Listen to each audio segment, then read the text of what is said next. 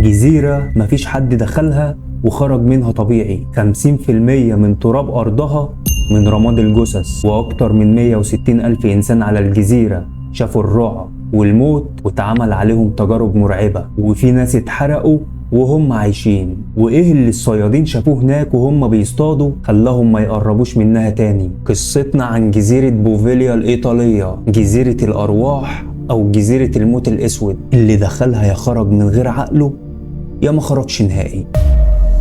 طفي النور والبس السماعات واعمل لايك ويلا نبدأ. بوفيليا جزيرة صغيرة في شمال إيطاليا قريبة من مدينة البندقية، مساحتها أقل من كيلومتر مربع، يعني تقدر تلفها كلها في نص ساعة بالكتير. لكن في ناس ما قدروش يقعدوا فيها ساعة واحدة بعد اللي شافوه فيها. الجزيرة دي أول مرة اتذكرت في التاريخ كانت سنة 421 ميلادي. في الوقت ده كان في حروب وغزو على إيطاليا، فبعض سكان المدن الإيطالية هربوا من الغزاة واستخبوا في الجزيرة. ومع الوقت الناس بدأت تزيد والجزيرة دبت فيها الحياة، وبدأوا يبنوا بيوت وكنايس ويزرعوا وعاشوا لسنين في هدوء وحياة طبيعية.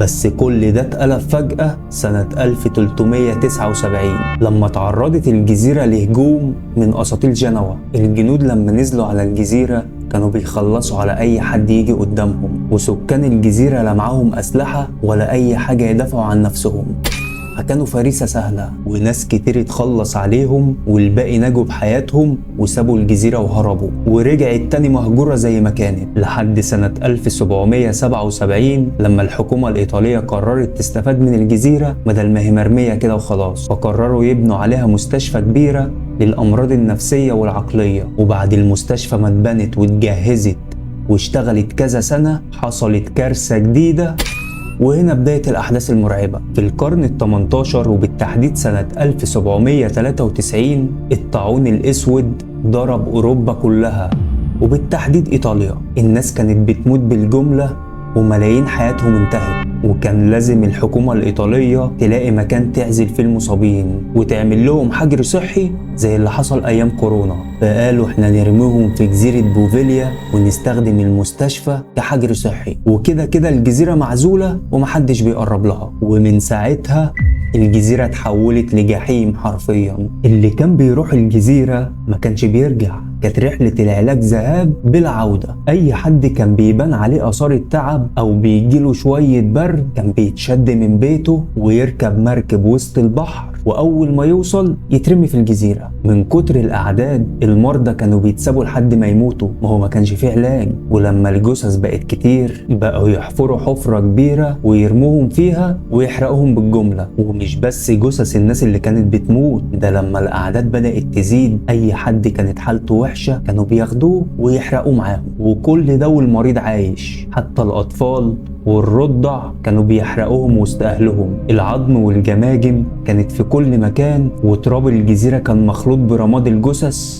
والدم، لدرجة إن الفلاحين هناك لما جربوا يزرعوا فيها لقوها بتطرح بسرعة، بس رفضوا يكملوا لأنهم كانوا بيلاقوا جماجم طالعة لهم من وسط الزرع. ومن ساعتها الجزيرة بقت ملعونة. حتى الممرضين في المستشفى كانوا بيحسوا إن في حد بينده عليهم باسمهم، وكانوا دايما بيلاقوا حاجات متحركة من مكانها. وفي مرة واحدة من الممرضين دخلت عنبر فيه جثث كتير، وأول ما دخلت لقت النور طفى لوحده وحد بينده عليها واسمها فضل يتكرر كذا مرة بطريقة مرعبة. فطلعت تجري من الرعب والخوف، وبعدها حكت كل اللي حصل لها لزمايلها، بس محدش صدقها وقالوا لها انت اكيد بيتهيألك، اكيد ما نمتش كويس. وعلى مدار السنين اكتر من 160 ألف شخص ماتوا واتحرقوا وأرواحهم سكنت الجزيرة لحد ما اتقفلت نهائيا سنة 1814. ودي مش نهاية الحكاية. في الفترة دي نابليون حول الجزيرة مخزن للسلاح طوال فترة الحروب اللي دخل فيها، وبعدها الجزيرة اتهجرت تاني أكتر من 70 سنة لحد سنة 1922 لما قررت الحكومة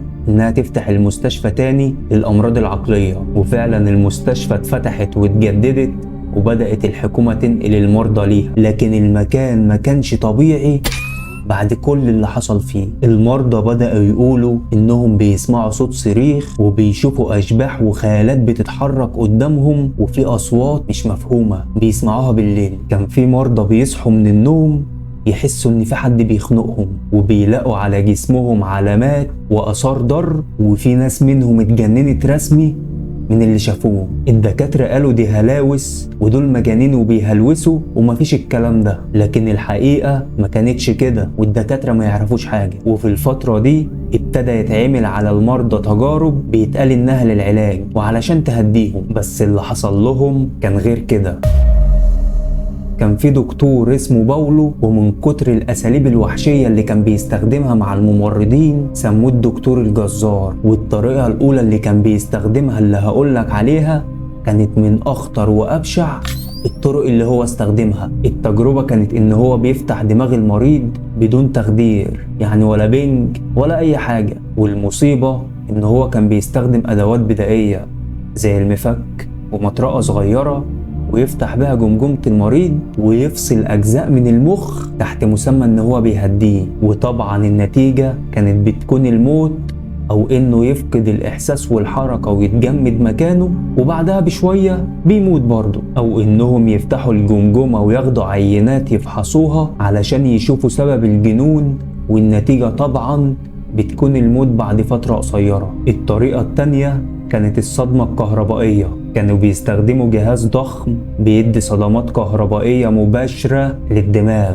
الصدمات دي كانت بتتكرر بشكل عنيف لحد المريض ما يفقد عقله أو يخش في غيبوبة. وفي بعض الحالات المرضى كانوا بيخرجوا من الجلسة مش قادرين يتكلموا وبيتشنجوا وبعدها ماتوا. يعني كل التجارب كانت بتؤدي لنهاية واحدة، وهي الموت. وفي تقارير بتقول ان الدكتور كان بيجرب اختبارات تانية على المرضى اتسمت باختبارات الرعب، زي انه يسيبهم مربوطين في اوض ضلمة ويسمعهم اصوات مخيفة ومرعبة، وبعدين يعرضهم لضوء عالي او صوت صريخ مفاجئ، وكل ده علشان يشوف ردود فعلهم. طب والله ما في حد مجنون غيرك. وبعدين يخدرهم ويصحيهم على مشاهد مرعبة علشان يقيس الرعب اللحظي عندهم زي التقارير دي ما كانت بتقول.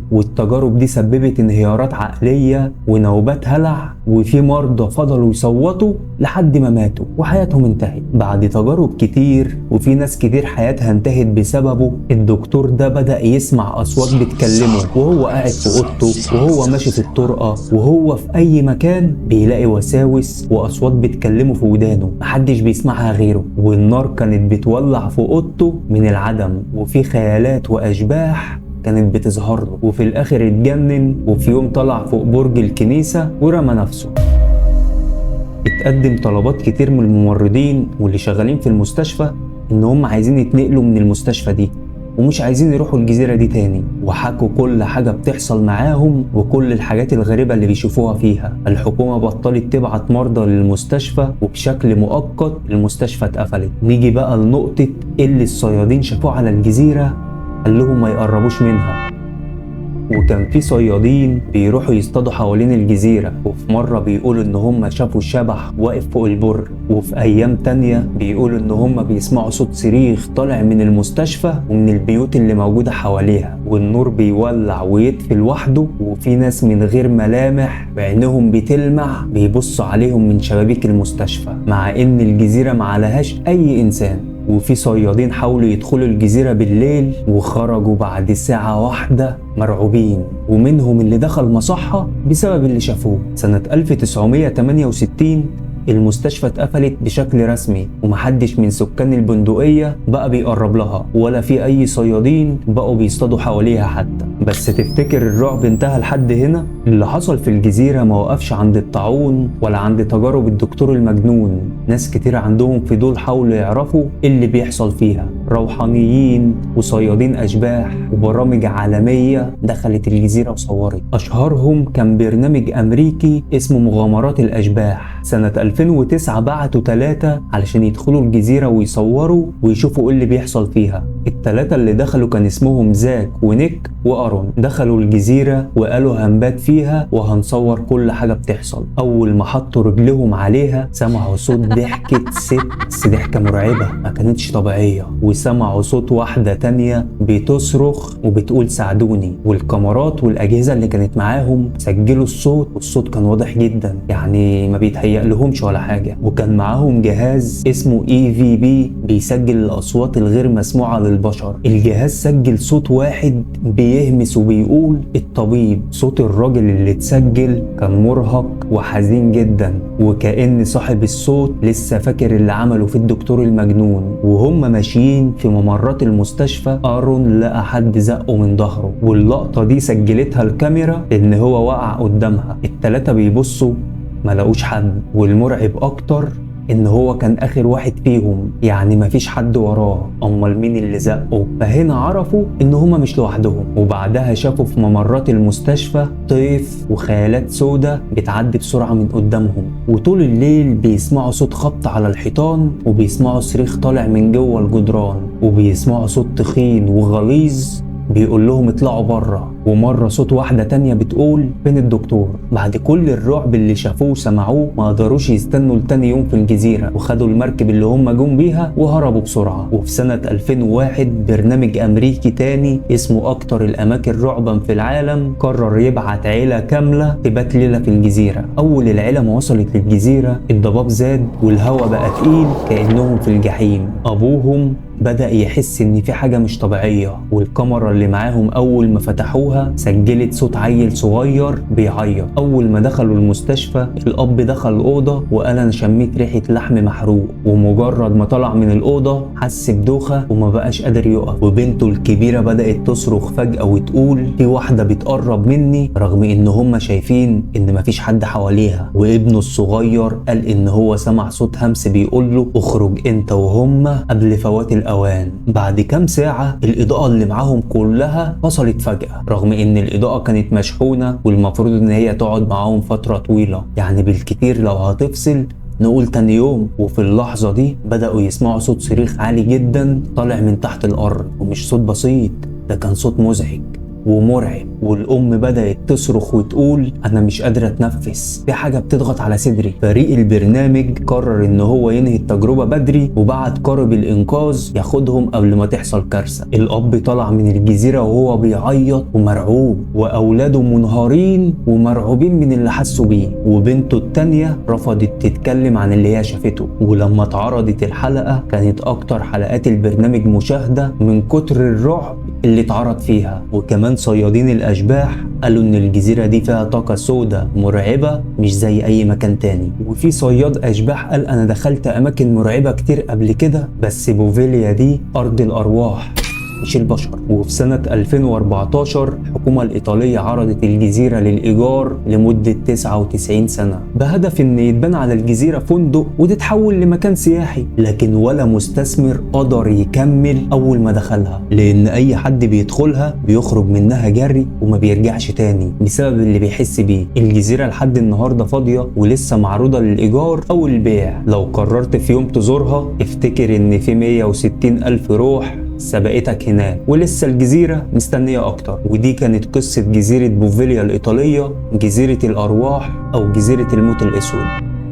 لو وصلت لحد هنا ما تنساش اللايك والاشتراك، وتعمل لي كومنت كده حلو يشجعني وقول لي رأيك في القصة. ولو محتاج نتكلم عن أي حكايات تانية أو أي قصة تانية أنت عايزها قول لي تحت في الكومنتات. واستنوني في الحلقة الجاية.